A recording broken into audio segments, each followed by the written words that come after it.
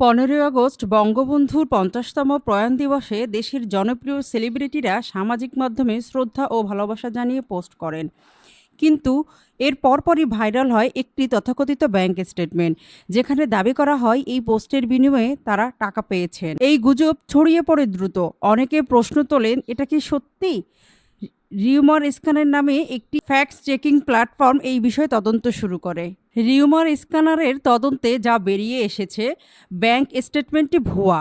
Standard chartered ব্যাংকের নামে তৈরি করা একটা স্টেটমেন্ট ১৩ ডিজিটের অ্যাকাউন্ট নম্বর দেখানো হয়, অথচ ব্যাংকটির অ্যাকাউন্ট নম্বর হয় সাধারণত ১১ ডিজিটের। আসল ব্যাংক স্টেটমেন্টে গ্রহীতার নাম বা অ্যাকাউন্ট নাম্বার প্রকাশ করা হয় না, কিন্তু ভাইরাল স্টেটমেন্টে তা ছিল।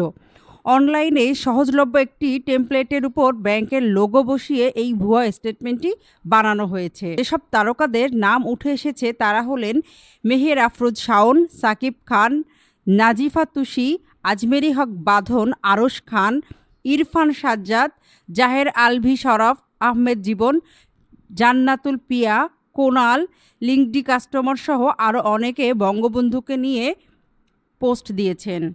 রিউমার স্ক্যানারের মূল্যায়নে বলে এই গুজবটি উদ্দেশ্যমূলকভাবে ছড়ানো হয়েছে এবং এর পিছনে রাজনৈতিক বা সামাজিক বিভ্রান্তি তৈরির চেষ্টা থাকতে পারে।